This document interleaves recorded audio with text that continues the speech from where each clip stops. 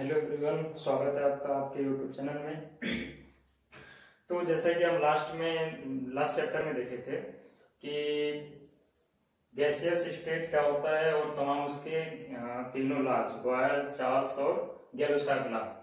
तो फिर हम नेक्स्ट उसके कंटिन्यू करते हैं। देखिए, नेक्स्ट में होता है कैरेक्टरिस्टिक गैसियस इक्वेशन। ठीक है,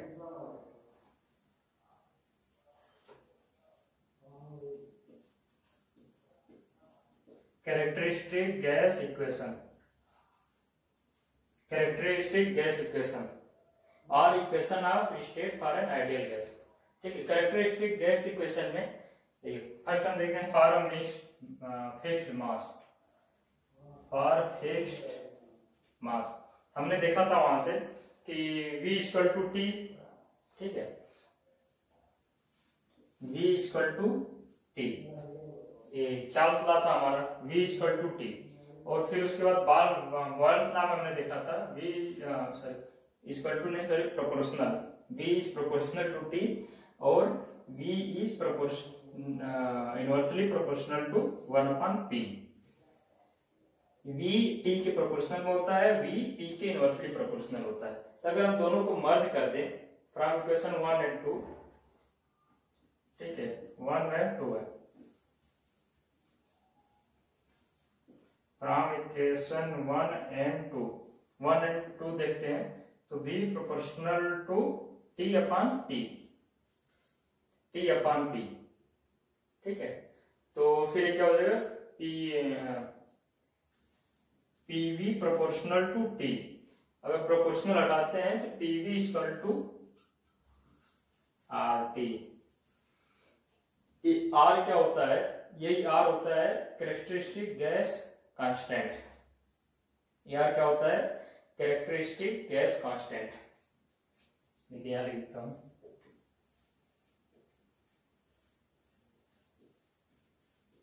कैरेक्टरिस्टिक गैस कांस्टेंट। कैरेक्टरिस्टिक और स्पेसिफिक गैस कांस्टेंट भी बोलते हैं। ठीक है, और स्पेसिफिक गैस कांस्टेंट भी बोलते हैं, specific gas constant, characteristic gas constant और स्पेसिफिक गैस कांस्टेंट। इस R की वैल्यू क्या होगी मैं बताऊंगा। पहले आपको यहाँ पे एक कॉन्सेप्ट क्लियर करूंगा, इसके आगे चलिए। देखिए, यहां तक समझ में आ गया था आपको, PV इक्वल टू RT।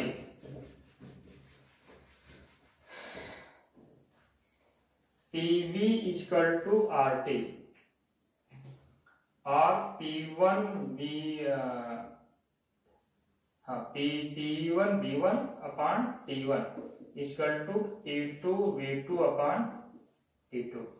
जैसा देखिए, सब फार्मूला है, इनका न्यूमेरिकल यूज होगा। PV इक्वल टू RT और P1 V1 upon T1 equal to P2 V2 upon T2। फिर अगर देखते हैं अगर यूनिट मास के लिए, ठीक है, देखिए V टोटल वॉल्यूम है। इसके आगे हम इसको आप नोट कर लें, पर मैं इसके आगे कंटिन्यू करूंगा।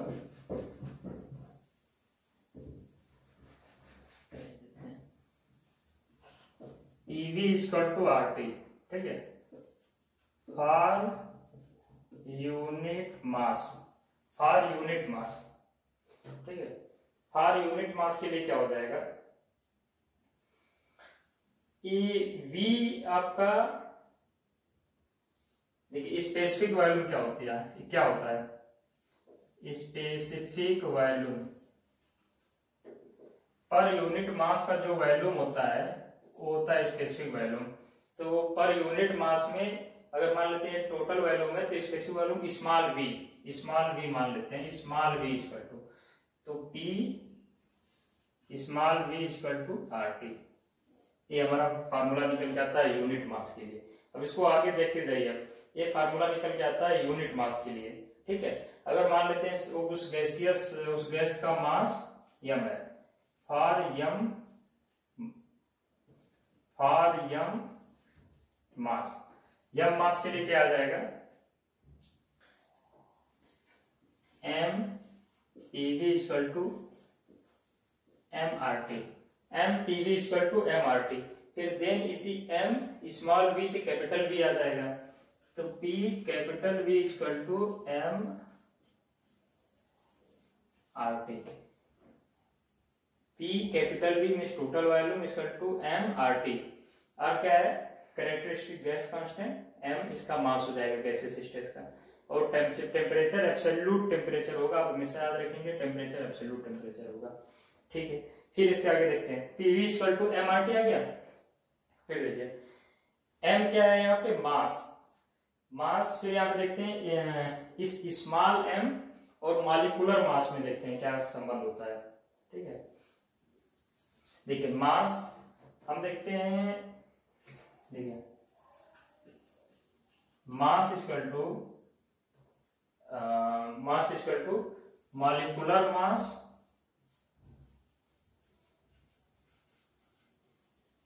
Into number of moles.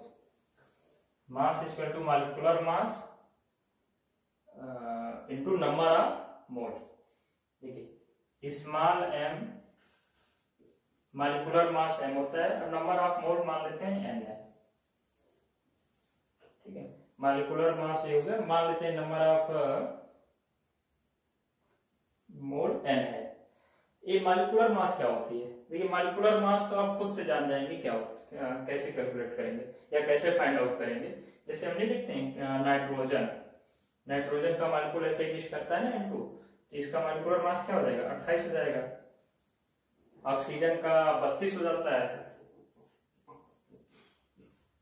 Hydrogen का H2 है तो 2 हो जाएगा इसका, है ना। हाइड्रोजन का 2 हो जाएगा, 28 हो गया, 32 हो गया। ये मॉलिक्यूलर मास होता है। अगर इनमें नंबर ऑफ मोल कितने मोल है तो ये आपका टोटल मास निकल आता है। तो इससे हम PV equal to M RT है, इसको हम कर सकते हैं PV equal to N capital M RT। PV equal to N capital M RT। ये सब आपको कब जरूरत पड़ेगी? अगर न्यूमेरिकल देता है, अगर आपको देता है मॉलिक्यूलर मास और नंबर ऑफ मोल, फिर आपको कुछ पूछ देगा प्रेशर या वॉल्यूम में कुछ भी पूछता है तो आप फाइंड आउट कर लेंगे। देखिए एक इक्वेशन कितने फॉर्म आ रहे हैं, PV इक्वल टू RT, फिर यहाँ कैपिटल V तो M RT, PV equal to N M RT। फिर हम नेक्स्ट देखते हैं।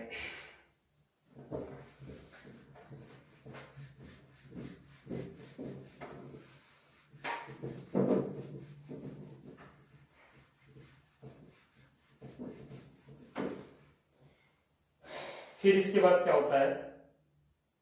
देखिए यूनिवर्सल गैस कांस्टेंट एक टर्म आएगा।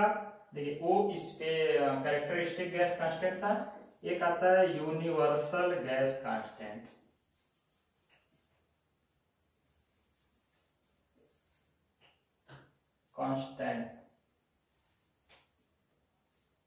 Universal gas constant. ठीक है, यूनिवर्सल गैस कांस्टेंट क्या होता है? इसको RU से लिखते हैं, universal gas constant into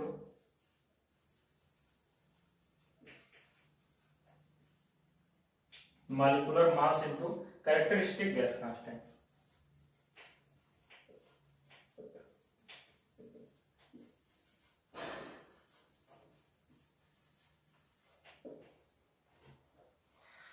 RU equal to R into M। ठीक है, ये RU सभी गैस के लिए सेम होता है। RU सभी गैस के लिए सेम होता है, आपको इसे याद रखना है कि RU सभी गैस के लिए सेम होगा। यूनिवर्सल गैस कांस्टेंट बोलते हैं इसे, और इसकी वैल्यू होती है 8314 जूल पर केजी मोल केल्विन। 8314 RU की वैल्यू होती है 8314 जूल पर केजी मोल केल्विन। केजी मोल केल्विन, इसकी यूनिट बहुत ज्यादा पूछता है, एग्जाम में। इसको भी मैं बता रहा हूं कैसे निकालेंगे, इतना रटने की जरूरत नहीं है। देखिए फर्स्ट हम निकाल लेते हैं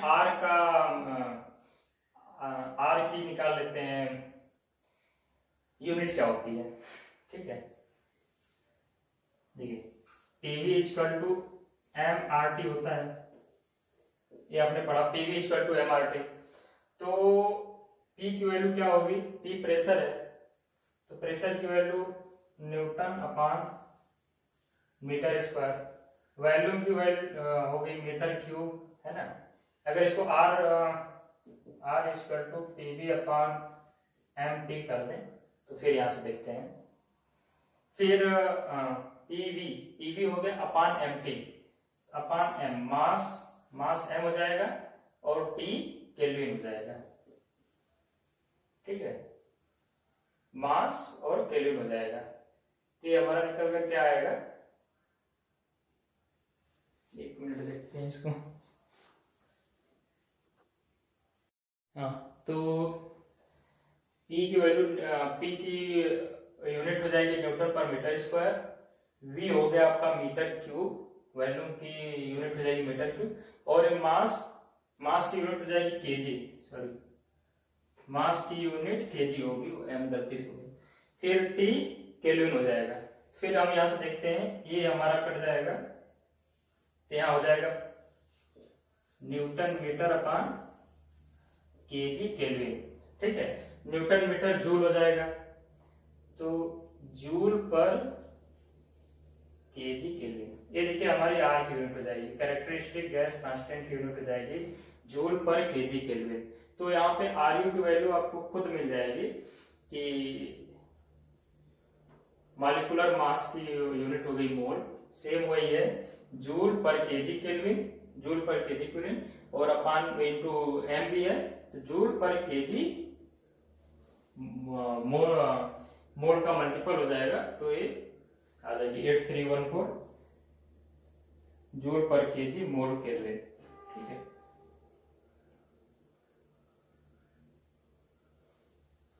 ये हो गया हमारा, ये सभी गैस के लिए कांस्टेंट होता है, आर यू की वैल्यू सभी गैस के लिए कांस्टेंट होती है 8314, आप इसको रट लेंगे 8314 जूल पर केजी मोल केल्विन, ठीक है। तो ये हमारा यहाँ से आपको देखिए कई फार्म उसका बता दिया हूँ कि जैसे भी आपको जो फार्मूला जब लगाना है तब आप लगाकर उसका यूज कर सकते हैं। फिर हम नेक्स्ट देखते हैं, इसमें आता है एवोगाद्रो लॉ। एवोगाद्रो लॉ क्या होता है, एवोगाद्रो लॉ क्या होता है?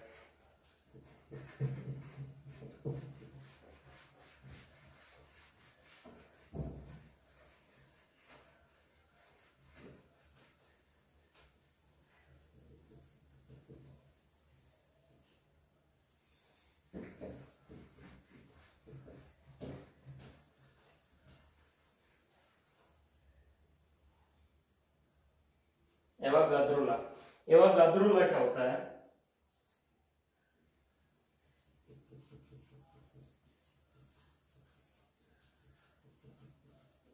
एवोगाद्रो लॉ, एवोगाद्रो लॉ का देखिए, under ideal condition of temperature and pressure equal volume of all gases have same number of molecules, ठीक है। एक और देखिए, under ideal condition of temperature and pressure,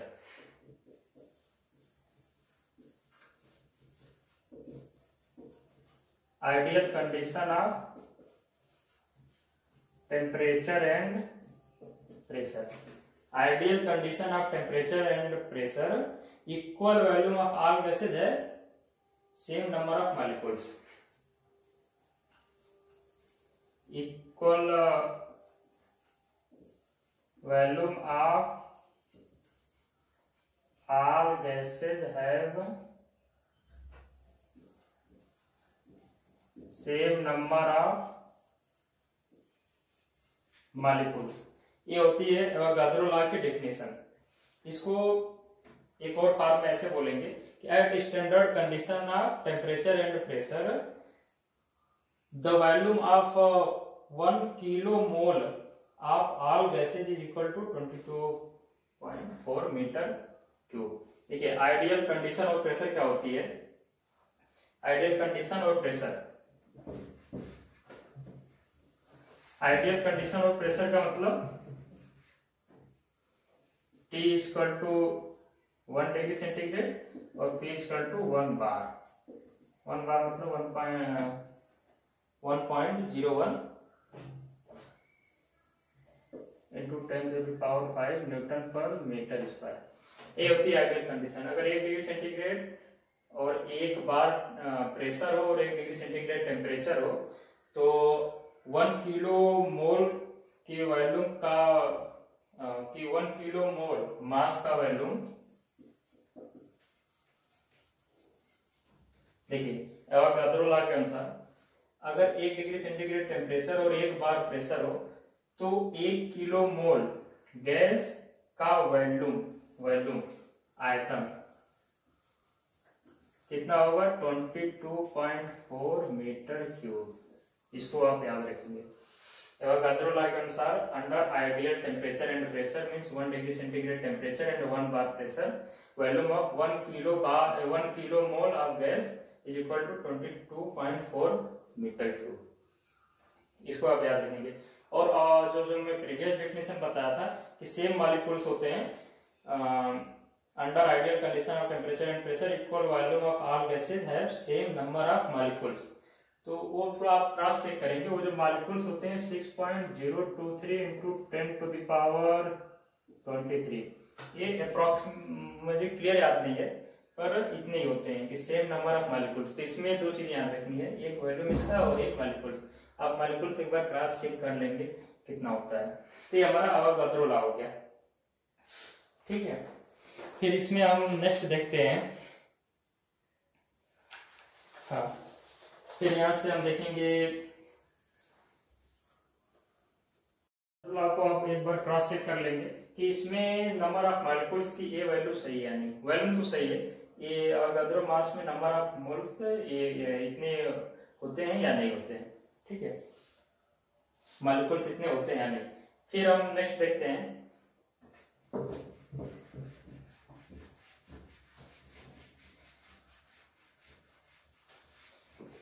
देखिए जो हमारा पिछला कंक्लूजन था PV इक्वल टू RT,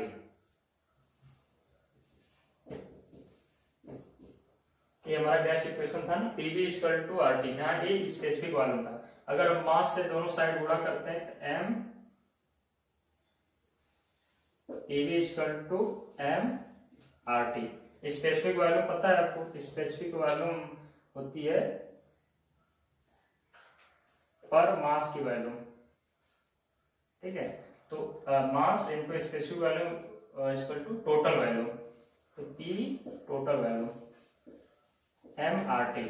ये मास है, मास का मैंने आपको बताया था कि number of mole equal to total mass upon molecular mass. आपको मैं लास्ट में बताया था कि number of mole equal to total mass upon molecular mass. तो अगर ये टोटल मास है तो यहाँ पे हो जाएगा PV इक्वल टू NMRT हो गया। ये सब देखिए, सबका जैसे वैल्यू देता है वो उस फार्मूले को आप यूज करिए। ये सब एक एक फार्मूला है, ठीक है।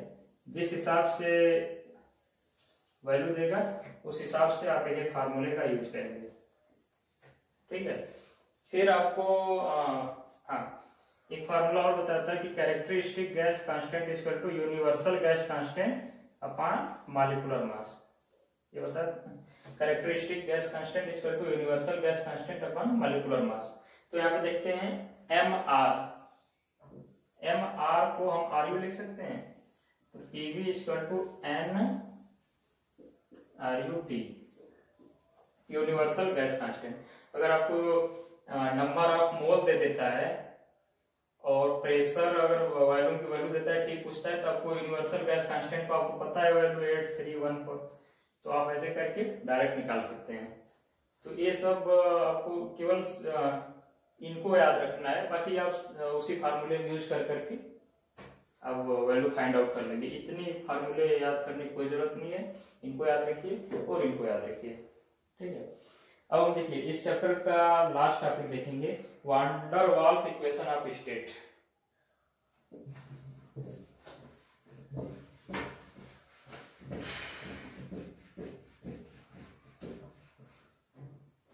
वान der Waals equation of state, van der Waals equation of state.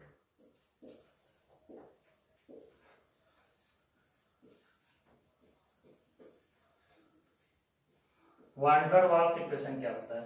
देखिए वान डर वाल इक्वेशन एक्चुअली जो हम आइडियल गैस का कंसेप्ट लेकर चलते हैं तो ये रियल गैस को एक्सप्लेन करता है कि हम रियल गैस में एक्चुअली होता क्या है। हम आइडियल गैस हमेशा यूज करते हैं, पर वान डर वाल गैस रियल गैस को शो करेगा कि वान डर वाल गैस रियल गैस में मतलब क्या होता है।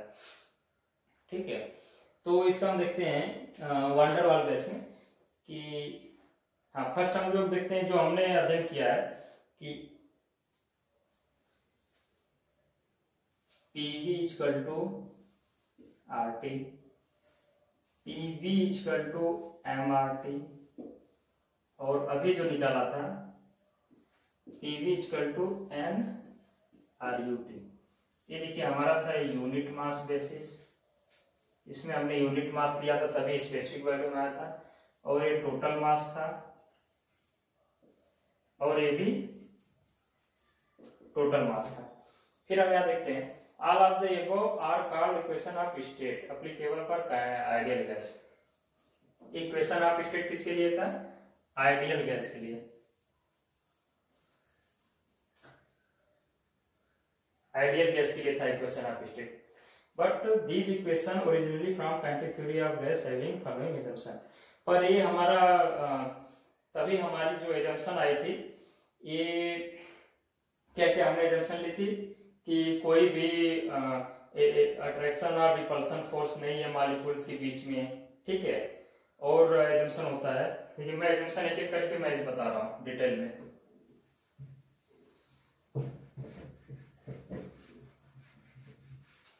ये सब फार्मूला तभी आया था जब हमने एजम्पशन माना था कि कोई भी अट्रैक्शन और रिपल्सन फोर्स नहीं है। अट्रैक्शन और रिपल्सन फोर्स, कोई भी अट्रैक्शन और रिपल्सन फोर्स नहीं है। फिर सेकंड देखते हैं, हम ये भी एजम्पशन लेते हैं कि molecules are perfectly elastic and rigid.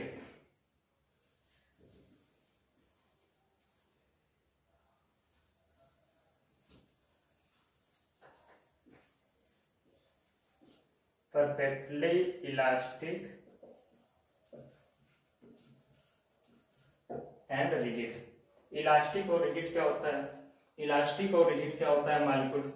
देखिए इलास्टिक मीन्स होता है कि जैसे हम कोई भी दो मॉलिक्यूल है, ठीक है, एक मॉलिक्यूल को ऐसे खींच कर छोड़ते हैं तो फिर अपने यथावत कंडीशन में आ जाएगा और उसमें कोई भी एनर्जी लॉस नहीं होगा, तो उसे हम इलास्टिक कंडीशन बोलेंगे। ठीक है, no energy loss when molecules collide. और अगर मान लेते हैं ये दोनों मॉलिक्यूल्स आपस में लड़ते हैं तो उनके बीच भी कोई एनर्जी लॉस नहीं होगा। ये आइडियल गैस के लिए कंडीशन है। Molecules are perfectly elastic and rigid. Elastic ये होता है कि अगर हम खींच कर छोड़ते हैं तो अपनी यथावत जगह पे आ जाएंगे, उसमें कोई भी एनर्जी का लॉस नहीं होगा। सेम अगर कोलाइड भी करते हैं तो भी उनके बीच कोई एनर्जी का लॉस नहीं होगा। रिजिड क्या होता है?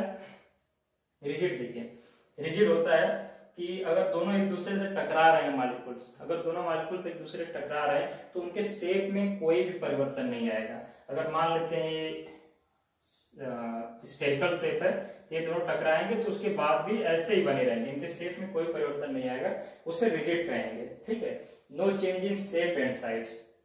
ठीक है, रिजिड मींस होता है no change in shape and size, shape और साइज में कोई परिवर्तन नहीं आएगा। और तीसरा हम लोग एजम्पशन लेते हैं कि volume occupied by molecules themselves is negligible as compared to gas volume. देखिए तीसरा हमारा एजम्पशन होता है, इन्हीं एजम्पशन, देखिए क्यों एजम्पशन बता रहा हूँ, इन्हीं एजम्पशन को नेग्लेक्ट करके हम इनका वैल्यू लेंगे तो हमें वान डर वाल्स इक्वेशन मिलेगा जो कि रियल गैस के लिए होगा। ये मैं सब आइडियल गैस के लिए कंडीशन लिख रहा हूँ, लेकिन ये जनरली एग्जिस्ट नहीं करती है, तो उसके लिए हम लोग वान डर वाल गैस लेते हैं। तो हाँ, इसमें देखते हैं थर्ड में है कि volume occupied by molecules themselves negligible as compare to gas volume. देखिए volume of molecules is negligible as compare to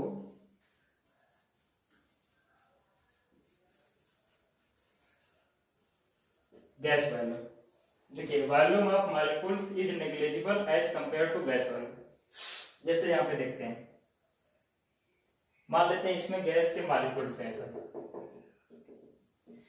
तो इसका जो एक मॉलिक्यूल का वॉल्यूम होगा वो पूरे गैस के वॉल्यूम के कंपैरिजन में नेग्लिजिबल होगा। हम ये एजम्पशन लेते हैं कि volume of molecules is negligible as compare to gas volume. ये सब आइडियल गैस के लिए कंडीशन है। आपको तीनों समझ में आ गया होगा। दो अणुओं के बीच में कोई अट्रैक्शन रिपल्सन फोर्स नहीं होगा और दोनों सब जितने भी मॉलिक्यूल सब इलास्टिक और रिजिड होंगे और मॉलिक्यूल्स का वॉल्यूम पूरे गैस के वॉल्यूम के कंपैरिजन में नेग्लिजिबल होगा, मींस शून्य होगा या उसकी वैल्यू नहीं लेंगे। तो ये सब कंडीशन होती है आइडियल गैस की। ठीक है, ये कंडीशन होती है सब आइडियल गैस की। पर वान डेर वाल गैस इक्वेशन हमें इसका खंडन करेगा, बताएगा कि एक्चुअली रियल गैस में होता क्या है। ठीक है, देखिए वान डेर वाल्स इक्वेशन में हम देखेंगे कि इसको मैं रफ करता हूं।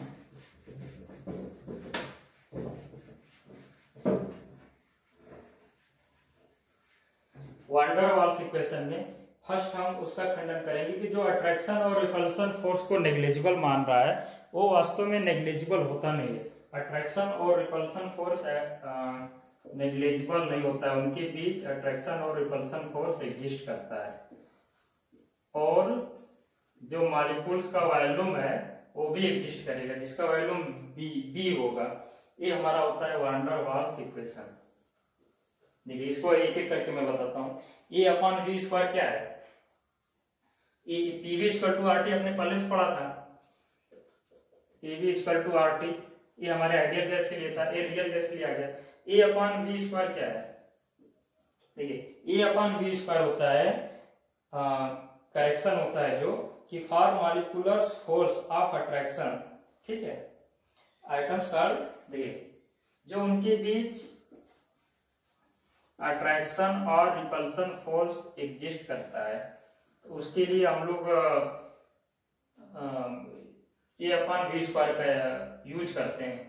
वो कैसे एग्जिस्ट करता है अट्रैक्शन और रिपल्सन फोर्स? अट्रैक्शन और रिपल्सन फोर्स कैसे एग्जिस्ट करता है? In form of cohesion.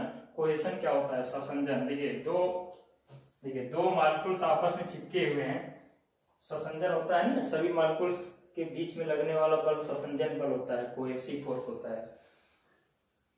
तो देखिए ससंजन बल के लिए तो ये जो आपस में चिपके हुए हैं तो उसके लिए उनके बीच एक कुछ अट्रैक्शन फोर्स काम कर रहा है, तभी तो उसका जो हमारा आइडियल गैस का करेक्शन होगा means A upon V square जो फोर्स है वो उनके बीच काम कर रहा है। वो हमारा ए अपॉन वी स्क्वायर हम प्रेशर में ऐड करेंगे। ठीक है, जो हमारा प्रेशर फोर्स की इक्विवेलेंट होगा। और जो बी है, बी क्या होता है कि available volume for gas to expand is less than B due to finite volume occupied by gas molecule. देखिए बी क्या होता है, जो हम मॉलिक्यूल्स की वॉल्यूम को नेग्लिजिबल मान रहे थे। ठीक है, मॉलिक्यूल्स के वॉल्यूम को नेग्लिजिबल मान रहे थे तो मॉलिक्यूल्स का वॉल्यूम नेग्लिजिबल नहीं होता है एक्चुअल में। ठीक है, तो ये हमारा वॉल्यूम होता है। ठीक है, वॉल्यूम अवेलेबल